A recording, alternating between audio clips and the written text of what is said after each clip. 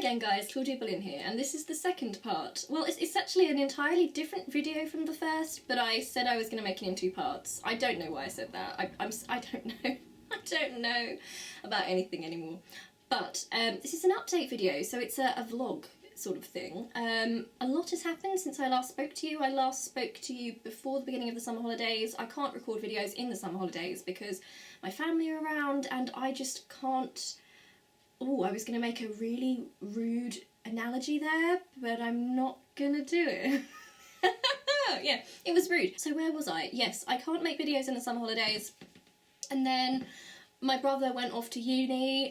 That's a story and a half, which I will tell you. And also, I've started my degree as well. So a lot of stuff has been going on in the time between which we last spoke, or I spoke to you.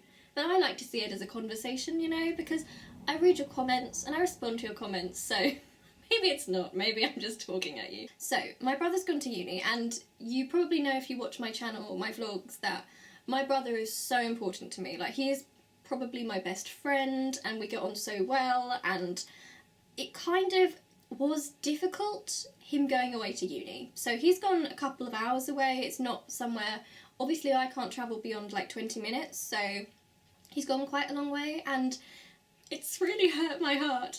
But I'm also really happy for him, and I'm so proud of him. He's studying acting because he's going to be a famous actor or director when he's older. I'm not just saying this as his sister either. I know that all siblings probably say this, but my brother has actual, like, proper talent, like, star quality. Like, it's amazing. And I 100% know he's going to be really big in the future because he is stunning. You'll know, if ever you see him in something, you'll know. But yeah, so my brother's gone off to uni, and that's been kind of hard. So on the journey up there, because I went up to say goodbye to him, like all my family did. I say all my family, my grandma, my granddad, my mum and I. So my mum and I decided to go on the train because we had like suitcases and presents and things for his birthday, which has already been, but it was up when he was up there. So I had to do a train journey all the way up to where my brother is at university. So it was a really, really long time on the train, and I don't do well on public transport. Now, usually I can't travel on public transport at all and I avoid it, but I had to do this because my whole family were going up there, and otherwise I'd be left on my own, and I am not good to be left alone for a whole day. It sounds ridiculous, but for those with bad anxiety and mental health issues, you'll know what I mean. So I had to go, basically. I had the biggest panic attack at St Pancras, and oh, it was awful. It was awful. I'm one of those people who really hates germs, so I'm like a germaphobe. Germaphobe, is that a thing? Yeah. I hate germs, and I'm really into cleanliness, and I hate using public toilets, and I'm that sort of person that when I'm in a public toilet, I hate it when you have to open the door with a handle on the way out. I don't get why it's not pull on the way in and push on the way out, because you don't want to be pulling a handle up. Anyway, I'm the sort of person who uses a tissue to do that and then discards it in a bin nearby. But I had such a bad panic attack on the train at St Pancras, and then on the next train as well. I was sitting on the floor of a public toilet, crying on the floor of a public toilet, crying in the middle of a station, begging for death in the middle of a station. I can't even tell you. Oh, it was joyful. It really was horrendous, like awful. I don't think I've ever had that level of panic, and to be honest, I still think I'm kind of dealing with that now, even though it happened about 3 or 4 weeks ago. It was horrendous. This will sound incredibly melodramatic to people who don't have like anxiety and panic attacks. I was literally begging for death. I was seriously just wishing for death because it was that bad. That sounds really awfully melodramatic, and obviously in my right mind that's not good, but that's where I was. It was horrendous. My poor mum, I was in the public toilet for like the 40-minute train journey up to my brother's uni. And literally, I would not let anyone else in the toilet. I was sitting on the public toilet floor crying and, like, generally being ill because of the stress and just wishing for death and just sitting on the floor of a public toilet on a train crying my eyes out. And all these people were trying to come in the toilet, like, and I just I wouldn't come out of the toilet. It's embarrassing. My poor mum had to keep saying, I'm so sorry, my daughter has anxiety, so you might have to use the next toilet, and like, People were so angry. I was unaware of this because I was in such I was so out of it. I probably sound really inconsiderate and selfish, and I like to think that I'm not those things when I'm in my right mind. I try not to be, but when you're having a panic attack and you're in that state, I can't even tell you what goes on in your brain. Like, nothing makes any sense. You're not number one citizen, let's just put it like that. My poor mum is like getting all these people getting really angry with her. I'm not coming out of the toilet. It was horrendous. But on the way home, we went back with my grandma and granddad in the car, and I slept all the way home, which was lovely. And yes, it was over. Although in my soul it wasn't over, because I had to deal with that panic attack for a long time. I probably am still dealing with that right now. And then there's the fact that my brother's not here anymore. So he's away at university, and like I said, he's studying acting, and I'm loving following him on like Snapchat and everything and seeing what he's up to. And he's just an amazing human being. He's my favourite person on the whole planet. Like, honestly, I've never ever met a better person than my brother. So it's hard not having him so close, but luckily we text all the time anyway and watch TV shows, that kind of thing. So it's okay, but I'm still adjusting to life without my bestie bro around. Oh, that sounded so horrible. I hate all that really overly sentimental stuff. My bestie bro. Yeah. But I'm still kind of, dealing with that. It's weird. It's weird not having him around because, since I was 3.5, he's been around every day, all the time. Like, my little pal, my little buddy. Actually, he's taller than me. He's much taller than me. So I'm like his little pal and his little buddy, but he's gone now, so yeah, I'm dealing with that. It is fine. It's just like it's a bit of an adjustment to make, and I knew it would be a big adjustment, but it really kind of is. So yeah, but I'm loving seeing what he's up to, and he's going to be so big in the future. I'm so excited for him. So I'm a very proud sister. Okay, so my other bit of news is that I've actually started my degree. Hooray! I am 22 years old, and I'm totally not ashamed to be starting my degree now. Some people would consider that to be quite late to start, but basically what happened to me was in sixth form I had like my first, probably my second major breakdown actually, but it was at a time that really mattered.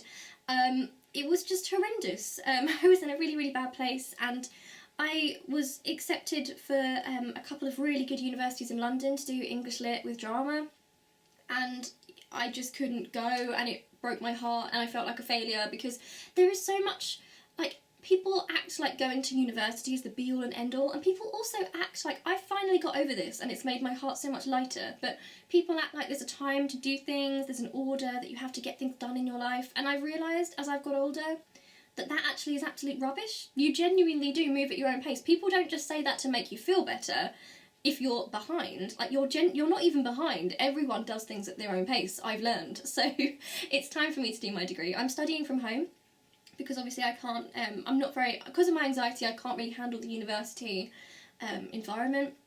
So I'm studying with the Open University. I'm doing English literature with creative writing, and it should take me either 3 years, 4 years, or 6 years, depending on how things go. But I really want my degree. I love English literature so much, and I'm enjoying the course a lot. I'm very self-motivated and very determined as a person, and a lot of people don't really see that.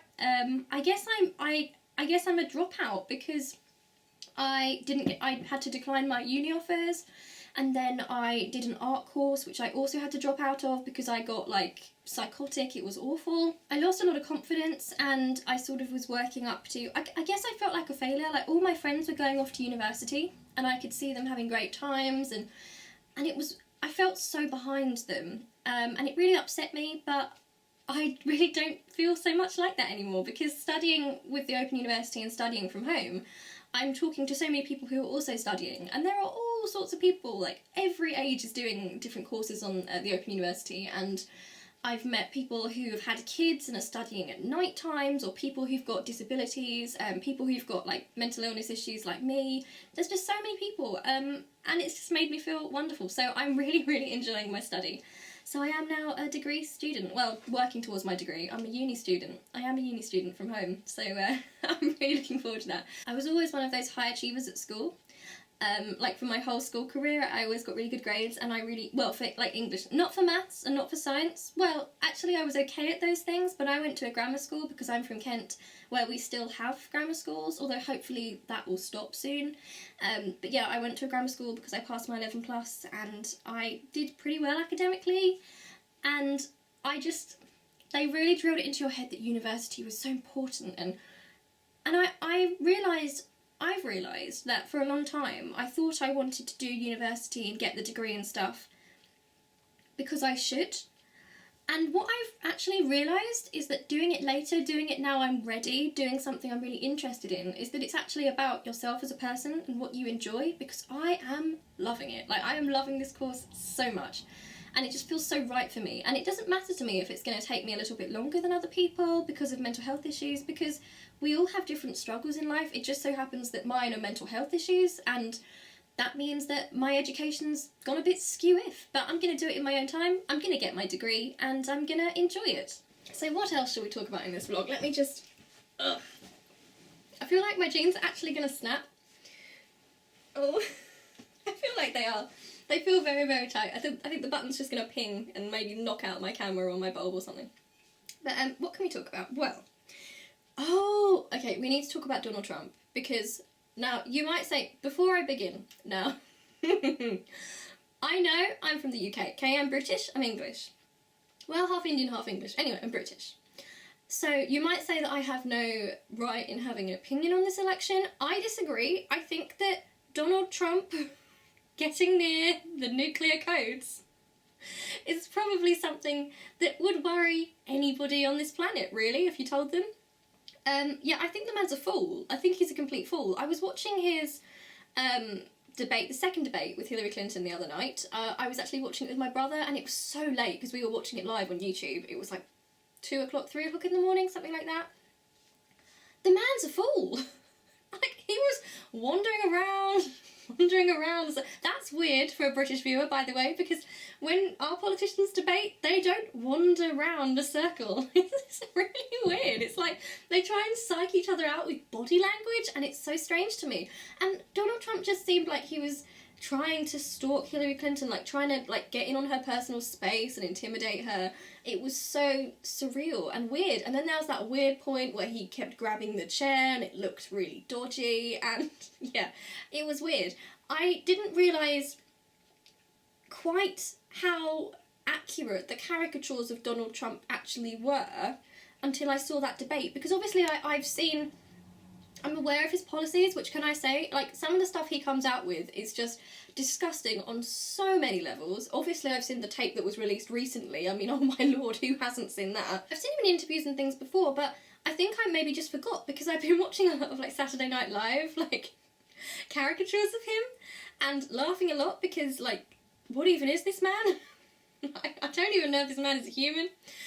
But really, he just, oh my god, what about that bit in the debate where they asked him, like, they were really grilling him and they were asking him, like, about the whole sexual assault stuff, you know, like, Donald, you said some really questionable things, like, what do you want to say about that? And suddenly he's like, you know what, I don't want to talk about that, you know what I'm gonna do, we're gonna destroy ISIS. I sounded so bad. I can do a really, really good American accent. I can do a really good Trump impression as well, actually. That's not very good. I can do a good Trump impression. It's the second bottle of WKD, that's why. But yeah, it was so frustrating, because in Britain, I mean, it's hard to get politicians to answer a question. Like, if you ask a politician a question, usually they'll swerve it. And, you know, sometimes it's because it's like a difficult leading question and there's more to say, so sometimes it's okay, but we are used to that in the UK. And never in my life, never have I seen a politician literally get asked the same question about 7 times. And it's a really simple question. Like, he could have diverted on that subject, but diverted slightly. He just went straight to ISIS. Like, what ISIS has to do with him grabbing women by their private parts, I don't know. It was laughable. I felt like I was watching a Saturday Night Live sketch, but it was real. And how is this guy, literally it's this guy, or Hillary Clinton is going to be president. And I'm just hoping so much. Like, I'm so hoping that Hillary Clinton gets in. And I'm not her hugest fan. if I was in America, I expect I would have voted for Bernie Sanders, because his policy just aligns more with mine. But people saying that Hillary Clinton and Donald Trump are like two evil people and they're not going to vote, I get that that's your opinion, but my personal opinion is, right, okay, Hillary Clinton there might be stuff about Hillary Clinton you don't agree with, okay, but the guy's a complete fool. Like, what? I saw someone saying the other day, it's like having Dolores Umbridge versus Gilderoy Lockhart, and it was kind of funny, but then I thought to myself, actually no, it was like, if you give... Donald Trump is not Gilderoy Lockhart. He's like Dolores Umbridge, but in... like, mixed with Gilderoy Lockhart. That's Donald Trump. He's like a fool, but he's also kind of evil. Okay, so I have to talk about the Trump tapes, because of course I've seen them, and do you know what's really annoying to me is that there's loads of people who finally decided, oh, maybe Trump's not a very nice guy because of those tapes, and it's like, you only just realised the amount of things that dude has said and done is just terrifying. Like, it's only just now that... And I can't help but wonder if that's because there's proof of it. Like, maybe they still want to support him, but there's proof, so they feel like they can't. I've seen several women who are still very staunch Trump supporters after all this. Don't know why, but, you know, that's up to them, you know. And as a feminist myself, I think that all women, you know, deserve the right to vote. And, you know, vote whichever way your heart tells you, my friend. Even if that's for Trump, you know, I applaud you voting. But why? Why, basically? It's absolutely horrifying and terrifying. Also, I saw a load of people on Twitter going on about how, like, oh, you know, I take offence to this because I am a husband and, you know, I have a wife and daughters and granddaughters. And it's like, they don't have to be related to you for you to care, you know? It's kind of scary when people do that, because sometimes it's meant really well, but it's incredibly dodgy, because it's like, oh, I care about them because they're related to me. Like, there might, like a woman that's not related to you, like a random woman wouldn't be entitled to that same respect. It's just so creepy when that happens. And you know, the sad thing is that we can laugh about Donald Trump, and we do, and humour is good. Humour is good at making this stuff seem easier. But genuinely, I would be actually genuinely concerned if he became President of the United States, because this is a big deal for the whole world. I mean, he's going to be potentially one of the most powerful men in the whole world, and do you trust him with that? I don't trust him with that. No, it's genuinely scary, and I know I'm like trying to make it into a bit of a joke, but he actually scares me a lot, because he can be charismatic. I think he tries to portray himself as like, what was that he said about it being locker room talk? Like that really, I have to get into this. Right. So when you're into feminism, and you're a feminist online, something a lot of men will say to you is, not all men. And, you know, I agree with them. Like, it's not all men. You can't generalise the entirety of men. That's completely true. But then the moment a man goes and does something creepy like that, suddenly the excuse is, it's okay because all men do it. Like, are you going to make up your mind? What even is it? Like, that, it terrifies me, the amount of guys that have come forward and said, oh yeah, he shouldn't have said it on tape, but we do say it in the locker room, it doesn't mean anything. Like, that means something. If that's the way guys are talking in the locker room, then, oh my god, that's absolutely terrifying. But I have faith. I am a big feminist, and I'm gonna go against the stereotype here. Yes, I am. Which, might I say, is just a terrible stereotype, which is just ridiculous anyway.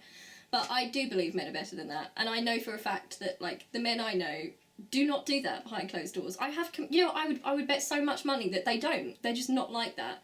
But it's those creepy ones that do it, that think that they kind of make excuses for themselves by saying, oh, all the other men do it, so it's fine. Which is why it's so important that other men come forward and say, what the hell are you talking about? Like, that's not what we talk about in the locker room. We talk about Game of Thrones. And there have been so many men doing that on Twitter, which is just wonderful to see. But yeah, terrifying. This whole thing is terrifying. Donald Trump is terrifying. He's ludicrous but terrifying, and oh my lord, I really, really hope that Hillary Clinton gets in. If you're a viewer, like, and you're thinking about voting, I don't know if it's already gone past the limit by now, by the time I put this up, but if it's not, then please vote, it's important. Like, seriously, use your vote. People have fought and died for these rights that you have to vote, so I always say that we should use our vote, we should try our best. Anyway, my friends, I think that we should put an end to this video because it's been very long. Now, in terms of closed captioning, I'm not good on closed captioning at the moment because I'm kind of manic.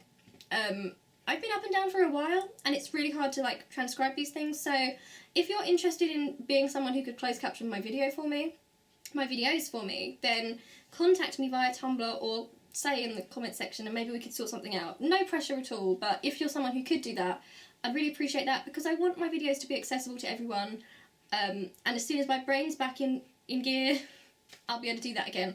But right now, it's not in gear, it's really not. Anyway, don't be alarmed by the fact I've been drinking through these videos because I swear I've not had too much. I'm just what you might think is me being a bit tipsy. It's actually probably not, it's probably just the mania. Like I was worse than this the other day. I was dancing, oh my god, I was dancing around the kitchen very early in the morning. It's hard. It's hard living with mania. Anyway, I love you loads. I'll see you really soon. I'm gonna cheers you again. Let's just take one more sip of the WKD before we go. Does anyone else look at the sky when they drink? I am incapable of just looking forwards when I drink. I have to look up when I drink. I don't know why. This is a mess. This is not an advert for WKD. I love you loads. And talk to me, friends. I love you. Bye.